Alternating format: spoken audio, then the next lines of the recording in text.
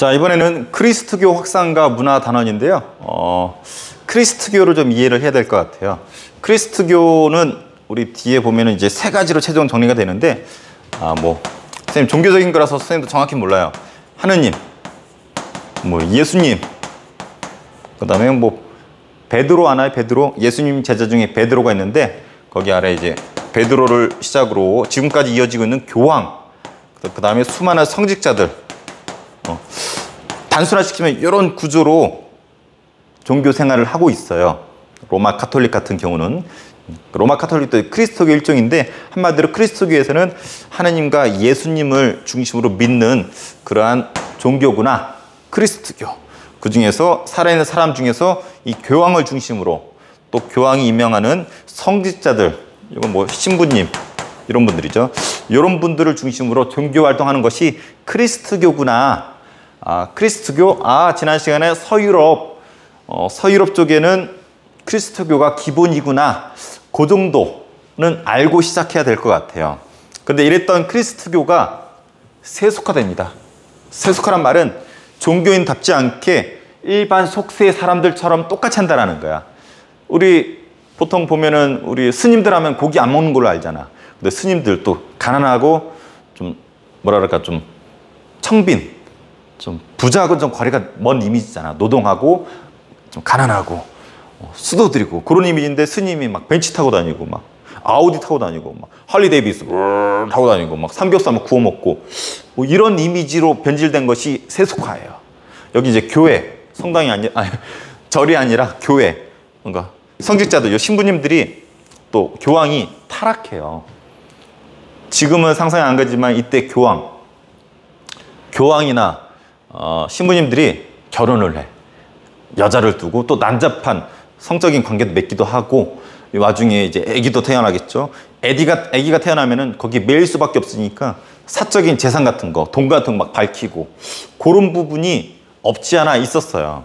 이런 부분이 문제가 되니까 교회 내부에서 이건 아닌 것 같은데, 이건 아니잖아 라고 하는 모습들이 나타나는데, 그래서 수도원을 중심으로 이런 부분을 좀 개혁하자라는 움직임이 벌어져요. 그래서 클리니 수도원이라고 여기에서 중심이 되었다고 해요. 베네딕트 성자, 요 분이 중심이 되었다고 하는데, 스페인 2년 전에 갔었다고 그랬잖아요. 갔더니 거기에 유명한 수도원이 있더라고. 그래서 수도원에서 선생님 정확히 무슨 수도원인지 기억이 안 나는데 되게 크고 되게 유명해. 근데 보니까 수도원보다는 그 수도원 앞에서 파는 에그타르트 있죠. 에그타르트. 그게 더 유명하더라고. 그러니까 그 수도원 내에서 농사도 짓고, 그 자급자족을 해야 돼. 농사 짓고 하는데, 돈이 필요하면은 뭘 만들어서 팔아요. 파는데 에그타르트를 만들어서 팔았는데, 이 에그타르트 맛이 그렇게 꿀맛이었대. 그래서 그게 소문이 나고 나중에는 이거를 개인에 이렇게 인수인계 해줬더니 그게 지금 사업장이 돼가지고 거기 가는 사람들 다 에그타르트 먹으면서 다녀요. 그래서 먹어봤는데 몰라, 유명하다 그러니까 먹긴 했는데, 선생님은 잡식이라서 다 맛있어. 그러니까 배가 안 꺼지지. 자, 그래서 클리닝 아니에요. 클리니 수도원에서 개혁운동을 했었다. 중요하지 않아요. 근데 오늘 중요한 건 요거야. 굴욕을 당했어. 굴욕이란 표현 역사에서 잘 안 쓰거든. 근데 여기 굴욕이 붙었어요. 그 계기가 된 건 요거예요. 성직자 임명권을 두고서 속세의 최고 권력자 황제랑 교회의 최고 권력자 교황이랑 한바탕 파이팅 합니다. UFC 저리 가라요. 막 헤드락하고 막 내려찍고. 누가 이겼을까? 결론은 뻔하죠. 분위기 보니까 크리스트교 세계에서 교황이 승리를 거둡니다. 성직자 임명권이란 말이 뭐냐면, 성직자 대표적인 거 신부님이잖아. 예를 들어서 대천 성당, 지금 박종민 신부님이죠. 박종민 신부님 가셨어. 그럼 이 대천 성당으로 어떤 성직자 신부님을 임명하느냐, 이걸 두고 싸운 거야. 조아라 신부님도 있고 이승우 신부님도 있고, 누가 좋을지 얘네들끼리 서로 싸우는 거예요. 누가 임명할 건지. 근데 막 싸우다가 교황이 황제한테 어퍼컷을 날립니다. 너 자꾸 그렇게 깝치면 파문이야. 파문이 뭐냐면, 교회에 출석부가 있는데 너 황제 자꾸 깝치면 이 출석부에서 네 이름 빼버릴 거야. 근데 황제는 이게 무슨 의미냐면은 교회에서 축복받고 빠졌다라는 것은 이때만 하더라도 교황 끼지 않고는 천국 못 간다고 생각했었거든. 그래서 여기서 이름 빠진다는 것은 천국 출석부에서 네 이름 뺀다라는 거야. 근데 황제가 코웃음 쳤죠. 알아서 하세요 라고 이렇게 생각하는데, 문제는 황제를 따르던 백성들이, 시민들이 의구심을 갖는 거지.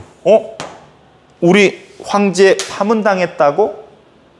쟤 천국 갈 수 있을까? 쟤 좀 이상한 것 같아. 교황한테 파문당했대. 이상해 라고 의문을 가하니까 황제 입장에서는 자기 권력을 누릴 수가 없는 거야. 그래서 황제가 분위기를 보니까 이대로 가다간 본인 XX 된 것 같거든.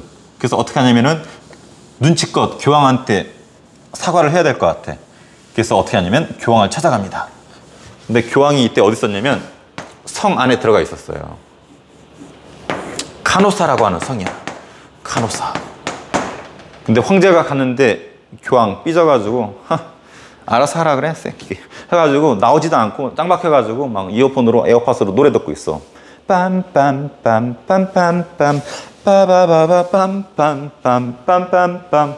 무슨 노래인지 아는 사람 댓글 달아보세요.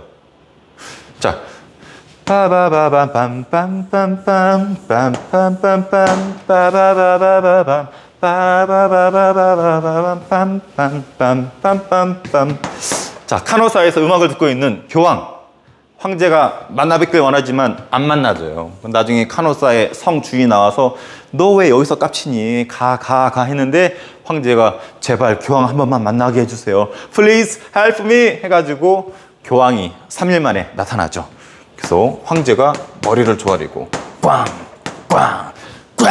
꽝 피 쫙 흘리고, 피 흘렸는지는 모르겠어 선생님. 정확히 묘사는 할 수 없을 것 같아요. 대략적으로 알아서. 교황이 나와가지고 왜 깝쳤어? 머리 쓰다듬어주고 교황이 승리를 거두게 됩니다. 굴욕이야. 최소한 엎드려서 머리는 쪼았던 것 같아. 그래서 굴욕이란 표현을 붙어요. 누가 이겼다? 교황이 승리를 거뒀다. 이것을 카노사의 굴욕이라 불러요. 누가 굴욕당했다? 황제가. 이때 황제 이름이 하인리 4세야. 얘는 그레고리우스 7세. 뭐 이런 이름 외우려고 하지 마요. 세계사 어려운 게 이런 이름이 어려운 건데 이런 거 안 내니까 그냥 이해만 해. 교황이 이겼다. 그래서 이때 시간이 흐른 다음에 이런 표현까지 나와요. 교황은 해, 황제는 달. 해는 어때? 스스로 막 빛을 발하잖아. 그러니까 스스로 빛을 발할 정도로 힘이 세다는 거지. 달은 어때요? 해가 빛을 쏘여줘야지 반사해가지고 간신히 빛을 발한단 말이야. 그래서 누가 더 센 거야? 해가 훨씬 세죠. 그래서 교황이 승리를 거뒀고 황제가 굴욕을 당했다. 카노사의 굴욕 꼭 기억하세요. 선생님이 3주 전인가 대천여중 가서 공개 수업을 봤는데 어떤 한 친구가 카노사의 굴욕을 써야 되는데 카사노의 굴욕을 썼더라고. 카사노. 헷갈리긴 할 것 같아요. 막 선생님 머릿속엔 카사노바가 떠오르더라고. 바람둥이의 대명사 카사노바라고 있는데, 또 여러분 세대에서는 카사노 하면은 또 무슨 게임 관련해서 무슨 캐릭터인가 있는 것 같아요. 그래서 헷갈리면 안 됩니다. 카노사의 굴욕이에요. 카노사야. 우리 역사에서도 굴욕이라는 표현 붙는 거 있어요. 조선시대 때 청나라가 쳐들어왔는데 병자호론 있죠? 영화도 있잖아. 남한산성. 거기서 굴욕을 당하잖아요. 청나라 황제가 딱 있는데 계단 지들이 직접 직접 왔어. 청나라 황제가.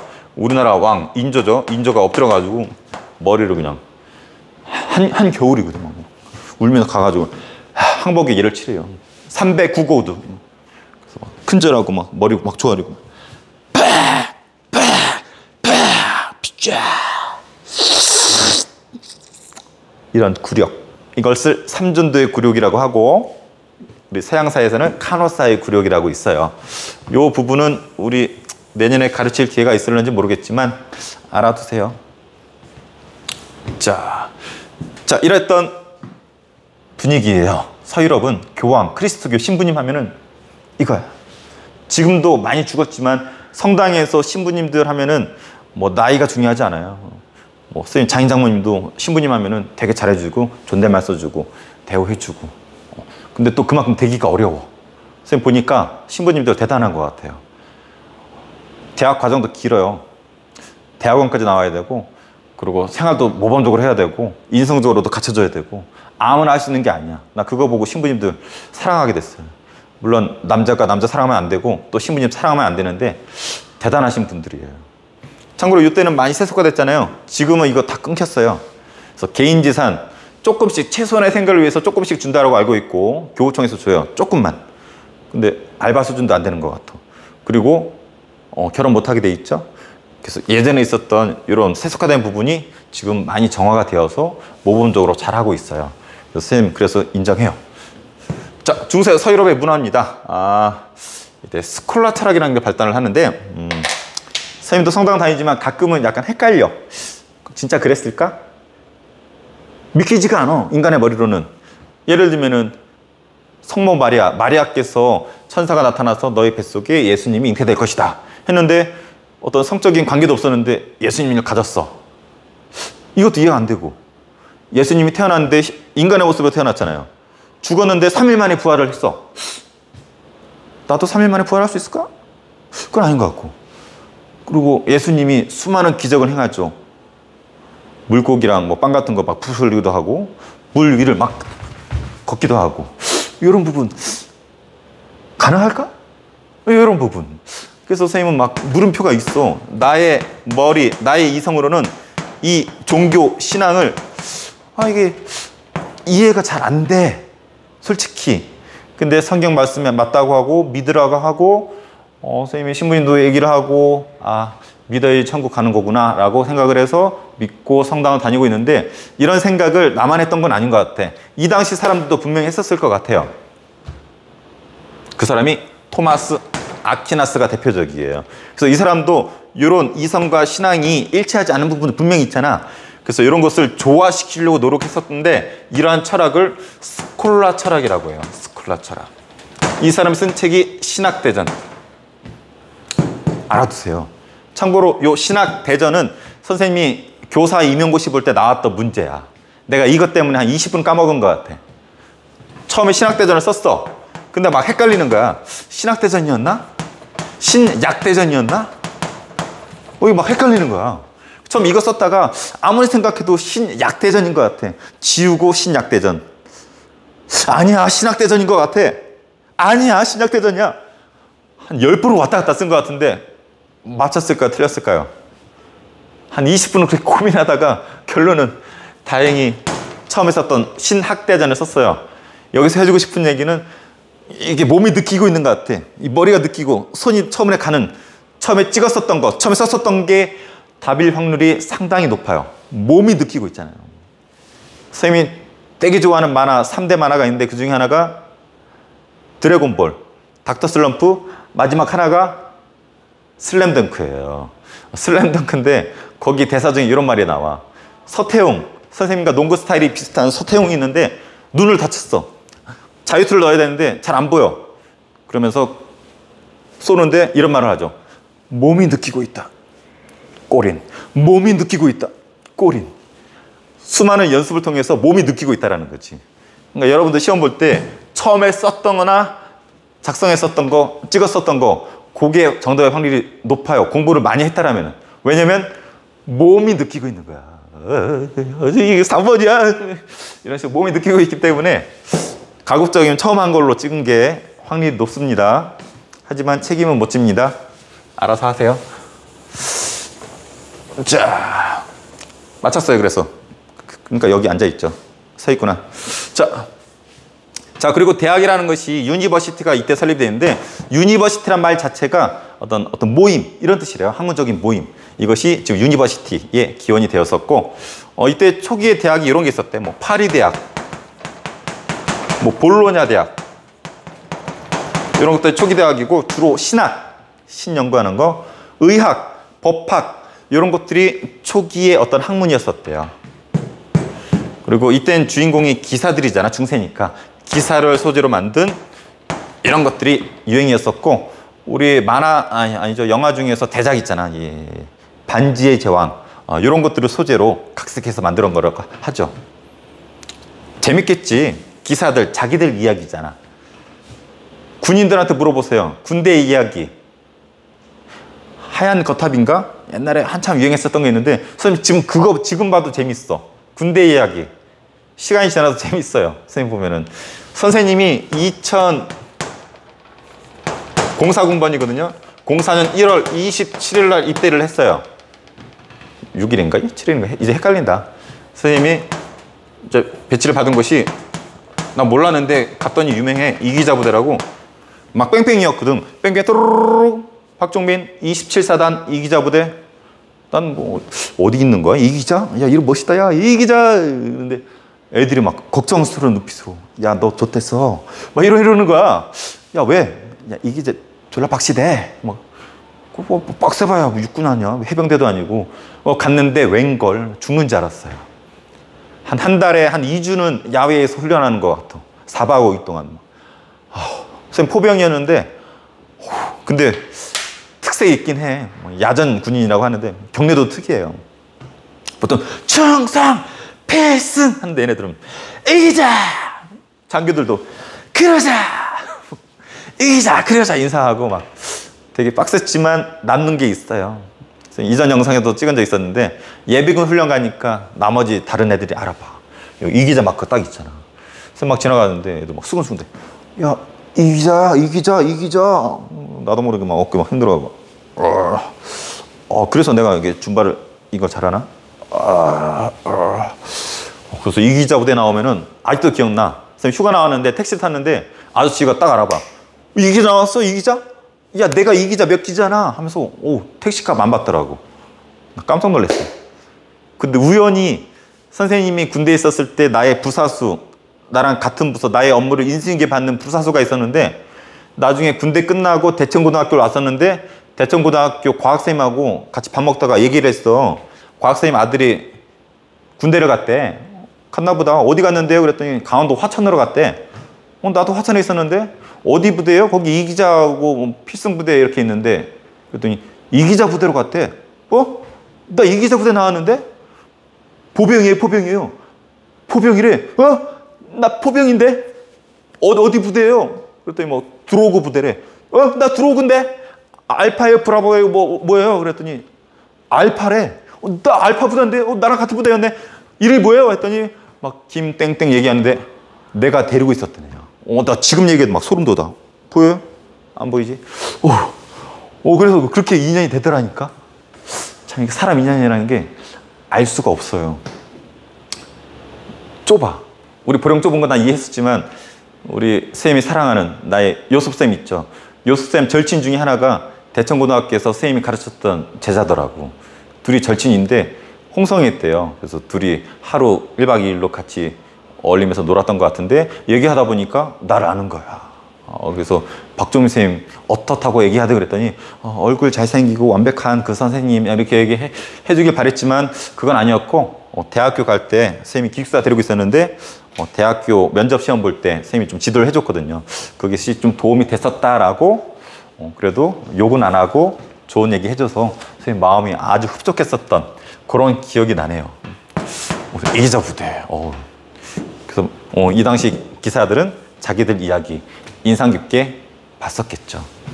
여기 갔더니 군대 임용고시 받고 교사하다 갔기 때문에 늦게 갔거든요. 26살 되던 해 1월에 갔거든.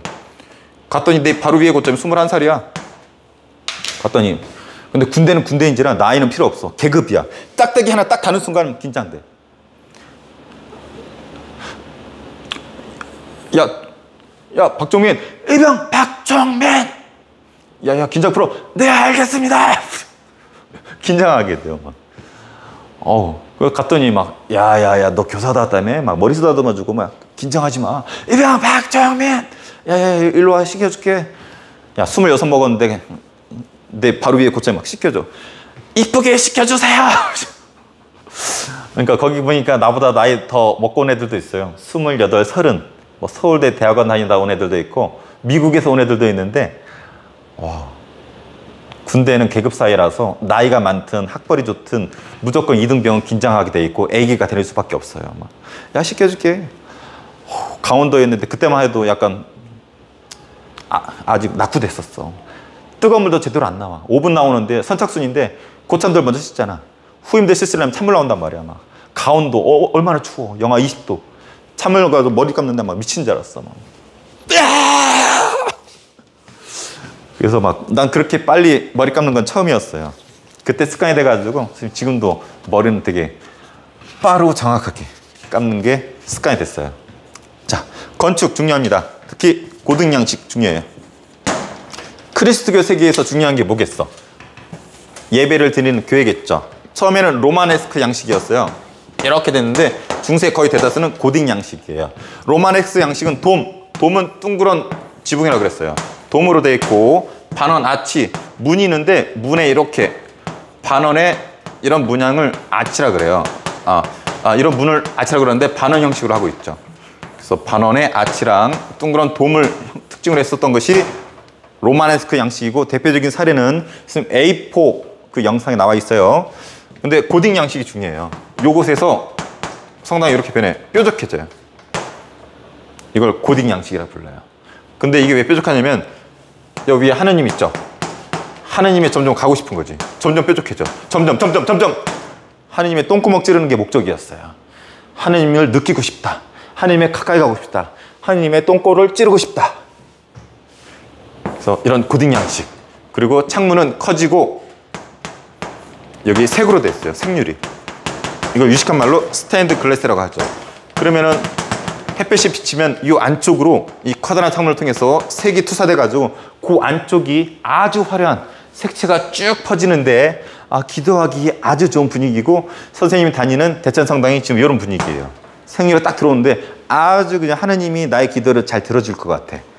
참고로 로마네스크 양식은 창문은 있지만 조그매요. 벽이 두껍고 창문이 조그맣기 때문에 햇빛이 잘 안 들어와. 어두컴컴해. 나름대로 의미가 있겠죠. 어두컴컴해서 기도가 잘 돼. 야, 한낮에 기도하는 거랑 밤에 기도하는 거랑 느낌이 다르죠. 우리 연애 편지 쓸 때도 낮에 쓰면은 좀 투박해. 근데 밤에 편지 써봐. 막 아주 감미로운 말 녹아들고 그 아침에 읽어보면 이거 내가 어디서 썼나? 막 찢어버리고 싶은 그런 충동 못 느껴봤어요? 선생님 좀 그런 야간의 그 감성적인 분위기가 좋기 때문에 연애 편지 때 막 밤에 썼는데 내가 써도 너무 잘 썼어. 너무 감미로워. 어우 짠데? 그래서 선생님이 연애 편지를 많이 썼었는데 주로 밤에 썼어요. 그래서 이때는 좀 밤에 기도하는 분위기를 느꼈다라면 엄중하고 어두워요. 요거 같은 경우는 색유리 아주 오색찬란. 로또 하느님 로또 마치 될 것 같아. 이 노란색 빛깔이에요. 빨간색 빛깔 복권 글귀 좋아 농담이에요. 그래서 분위기가 달랐고, 특히 요거 첨탑 뾰족한 탑에 스탠드 글라스 형식의 성당을 고딩 양식이라고 한다는 거 꼭 기억해 주세요. 자, 선생님이 좀 농담 좀 섞다 보니까 영상은 길어졌는데 이런 부분이 싫으신 분은 그냥 A4로 공부하는 거를 참고하면 될 것 같아요. 그게 아니더라도 거긴 사진이 자세히 나와 있기 때문에 그 학습지 사진 좀 참고를 하면 더 좋을 것 같아요. 자, 개인 취향에 따라서 알아서 취사 선택해서 공부하면 좋을 것 같아요. 자, 오늘은 이만. 좋은 주말 보내세요.